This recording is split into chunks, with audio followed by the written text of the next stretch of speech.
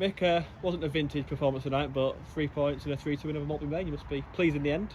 Pleased in the end with obviously the result, yeah. Pleased with maybe 60 minutes of our performance. First 20 minutes I thought we were nowhere near.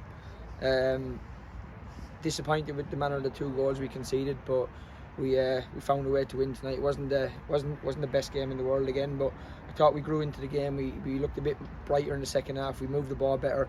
Probably the last 10 minutes in the first half, we started to get control in the game a little bit, and start moving the ball and start getting our 10s on the ball, which sort of helped us a little bit and give us more control. But I think overall, Jay, it was always going to be a tough night. You know, Maltby needed to win tonight to stay in the league, and credit to them. They came here, they were really brave. They pressed us high. They played with loads of energy, and I think them players are an absolute credit to the coaching staff tonight, because the shift they put in for Scarsy tonight was unbelievable, and he had them really well set up, and they were really difficult to play against in possession, out of possession. So I think Maltby's coaching staff deserve a lot of credit off that tonight. Yeah, no, we never felt fully comfortable, did we? Obviously, we took the lead twice in the second half, but even though they kept pegging us back, and it made the end a little nervy as well.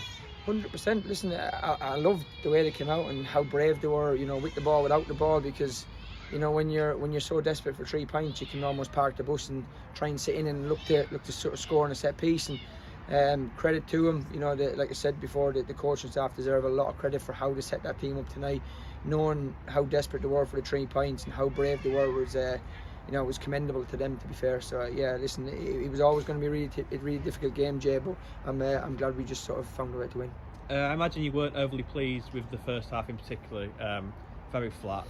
It wasn't great, was it? First 20 minutes, there was too many people, half and half. You know, we were sort of getting in position, but we weren't in position, and we couldn't really jump the press because we were too far away from people.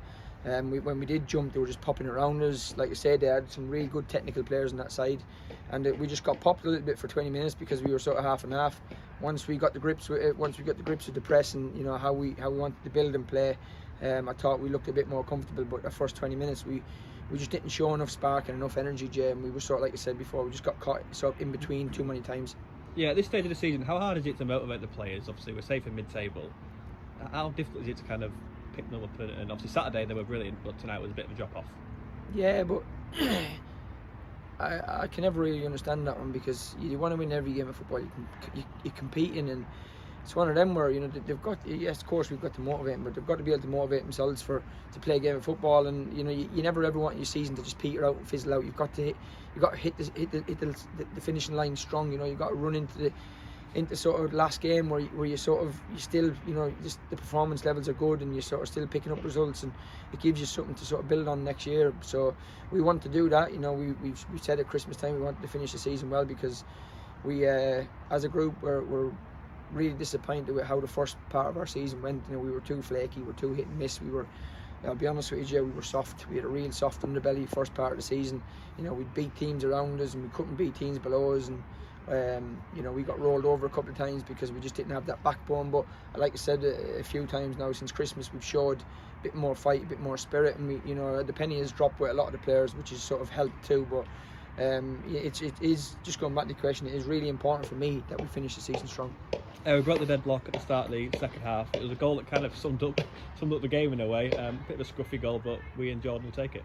Yeah, Ollie's done tremendous. You know, and Jordan sort of just stood in position and sort of got himself a 3-yard tap in. But he was onside, wasn't he? Yeah, it was definitely onside. I think their 6 was playing him onside, but it's one of them though, Jay. Striker, if you're not in the box, you're not going to score goals. You know, you'll score 95% of your goals inside the box, and that's where we've lacked a little bit this year. We haven't been scoring enough of them tap-ins. So as a striker, you put yourself in them positions, you're always going to get them chances. And Mason Wilson got our second on his full debut, first goal for the club. It was a good finish, a difficult one, probably at the back post, and he finished it really well. Yeah, we say it all the time. Opposite full-backs always get on the back post. You get 7 goals a year on the back post. He started first half. Mason, he's not been with us very long. He's not had a proper training session. He started a little bit safe, if want of a better word, but he grew into the game. I thought the second half he was excellent. He got more control in the game. He got forward. You know, he controlled the game for us higher up the pitch, and he sort of created overloads in wide areas. So delighted for him to come in and get his goal. And like I say, he's a good kid. He's got a bright future. I think he's only 19, so he's like I say, he's got a good head on his shoulders, Jay. So I think he'll be okay. Another penalty scored by the pen merchant Ollie Norman tonight, but it was great play from Junaid to win it, wasn't it? Yeah, it was a well worked team goal, to be fair. And we switched it and come back inside, and Junaid sort of took it on his back foot, poked it out of his feet with his second touch, and the keeper sort of come and wiped him out. If you hadn't wiped him out, he scores. I thought Junaid was going to pick the ball up, to be fair, but Ollie was quick to run after the ball there. That's 7 unbeaten in the league now, stretching our run. Starting to find that consistency you've been mentioning in recent weeks. Yeah, like I said, yeah, that's been our problem this year. We haven't been consistent enough before Christmas, but I think the signings that we've made after Christmas has really sort of helped us in that, and sort of allowed us to get a bit more control in games and be a little bit more solid when we haven't got the ball. So I think, like I said, I think we've sort of come together as a group. It was a whole new group this year. It was always going to take time, so it's one where we want to finish the season strong, Jay, and really sort of build on it for next year and add a bit of quality to it. Just finally moved on to Saturday then, when we welcome Rossington Main. They've actually won at the champions Emily this evening 1-0. We'll need to be much improved, won't we, on Saturday if we're going to put a performance in? Yeah, they're a top team, Jay. They're a lot of experience. They'll come here, they'll have a game plan, and I know how they want to play. They've got really strong forwards, they're strong at the top end of the pitch, they defend really well, they don't concede many goals, they're dangerous on set pieces, so we need to go away, recover well, and have a good week, because Saturday's going to be a whole new challenge, a whole different challenge. They want to finish the season strong too, so that they can. I think that's probably them definitely in the playoffs now. Yeah, that's right. Yeah. But they'll want to finish the season strong because they'll want momentum going to the playoffs. And I know Garford are flying, but I think Rossington. For me, I think Rossington will go up in the playoffs. They have that grit, that guile, that know how to win games, and that experience. We've got lads who've been there, done it at a higher level. So I think Rossington, for me, are favourites to go up in the playoffs.